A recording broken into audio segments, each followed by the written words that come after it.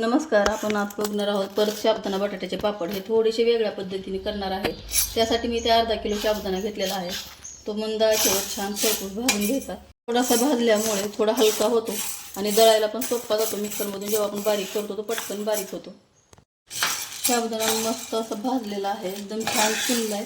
तुम्ही बघू शकताय किती कमी होता आणि आता भरपूर सारा दिसतोय. आणि असे त्याचे दाणे पण असे जाड जाड झालेले आहेत. म्हणजे हा साबुदाणा मस्त भाजलाय. इथे गॅस बंद करून घ्यायचा आणि साबुदाणा थोडासा गार करायला ठेवायचा. साबुदाणा मी मिक्सरला असा छान दळून घेतलेला आहे. याला आपण या पूर्णाच्या चाळणीने चाळून घ्यायचं. राहिलेला साबुदाणा आपण बारीक करून आणि दळून घ्यायचा आणि अशाच या चाळणीने चाळून घ्यायचा. इथे सर्व साबुदाणा दळून घेतलेला आहे आणि चाळून पण घेतलाय. आता बटाटे सोलून घ्यायचे.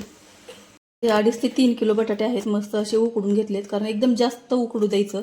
ते एकदम फुटलेले आहेत पाण्यात, इतके जास्त उकडू द्यायचे, कारण जास्त उकडले की एक जीव होतात आणि बटाट्याचा पापड एकसारखा होतो. आता याला आपल्याला ह्या पुरणाच्या गाळणीने हे बारीक करून घ्यायचा. हा बटाटा मस्त एक एक बटाटा ठेवायचा आणि आपल्याकडे फुलपात्र किंवा असं वाटी वगैरे घेऊन त्याला असं बारीक करून घ्यायचं. अशा पद्धतीने सर्व बटाटे मी असे बारीक करून घेते. इथे अशा पद्धतीने सर्व बटाटे हे मी पुरणात बारीक केलेले आहेत.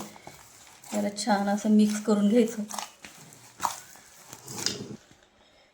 या बटाट्यावरच आपल्याला चवीनुसार हे लाल तिखट टाकून घ्यायचं. हे पापड मी लाल तिखटाचे करत आहे. तुम्हाला हवे असेल तर तुम्ही यामध्येही हिरवं मिरची टाकून घेऊ शकता. आणि याच्यातच मी चवीप्रमाणे मीठही टाकून घेणार आहे. वरतून हा दळून घेतलेला बारीक साबुदाणा आहे तो यावरून टाकून घ्यायचं. हे सर्व साहित्य छान असं मिक्स करून याचा एक गोळा तयार करायचा.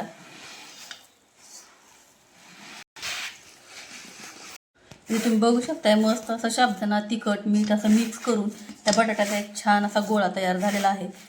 एकदम छान. तुम्ही बघू शकता पातेल्यालाही काहीही चिटकलेलं नाही. अशा पद्धतीने गोळा तयार होऊ तर याला मळून घ्यायचं आणि यावरचं झाकण ठेवून 10 ते 15 मिनटं असंच ठेवून द्यायचं, कारण आपण यामध्ये साबुदाणा घातलेला आहे. तो छान असा फुलतो आणि पापड खूप छान बनतात. याच्यावर झाकण ठेवायचं आणि असंच ठेवून द्यायचं 15 मिनिट. तुम्ही बघू शकताय मस्त असा हा गोळा छान असा फुललेला आहे साबुदाणा यामध्ये, आणि गोळा पण असा छान घट्ट झालाय. तुम्हाला खूप घट्ट वाटायला लागलं तर याला थोडंसं गरम पाण्याचा हात लावायचा, पण अजिबात लावण्याची गरज तर पडत नाही. आणि असे छान असे छोटे छोटे गोळे तयार करून घ्यायचे आणि याचे पापड बनवायचे. इथे पुरी प्रेस ठेवलेली आहे आणि यात केक छोटे छोटे अशा पन्न्या कापून घेतलेल्या आहे. याला मी छान असं तेलाचा हात लावला. अगदी थोडंसं तेल लावायचं. जास्त तेल लावलं तर ते पापड आपले खराब होण्याची शक्यता असते. एक वेळेसच लावायचं सुरुवातीला, नंतर अजिबात शेवटपर्यंत हे तेल लावण्याची गरज पडत नाही. यावर असा गोळा ठेवून हे पापड असे दाखवून तुम्हाला हव्या त्या साईजमध्ये छोटे मोठे पापड तुम्ही बनवून घेऊ शकता. तुम्ही बघू शकता किती छान असा हा पापड झालेला आहे. असे खाली एक पॉलिथिन अंतरून घेतलेली आहे, त्यावर हे पापड टाकून घ्यायचे आणि एकसारखे असे पापड बनवून तयार करायचे आहेत. आणि अगदी पटापट होतात हे पापड बनवण्यासाठी, काहीच वेळ लागत नाही.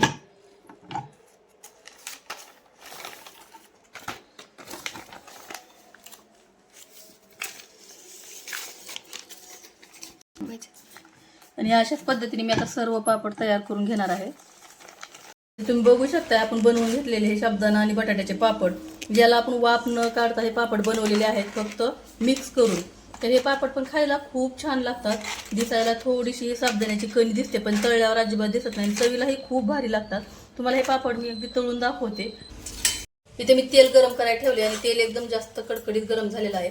यात पापड टाकून आपल्याला छान तळून घ्यायचं. तेल छान असं गरम झाल्यावर पापड टाकायचा. पहा तुम्ही बघू शकता किती छान हा पापड फुललेला आहे आणि एकदम छान दिसतोय आणि खाण्यासाठीही खूप छान लागतो. जास्त झंझट नाही हे पापड बनवण्यासाठी, एकदम फास्ट तयार होतात. याला वाफ देखील काढून घ्यायची नाही आपल्याला हे पापडला, तरीही खूप छान होतात. आणि तुम्ही बघू शकता तेलात टाकल्यावर किती छान फुगायला लागले ते पापड.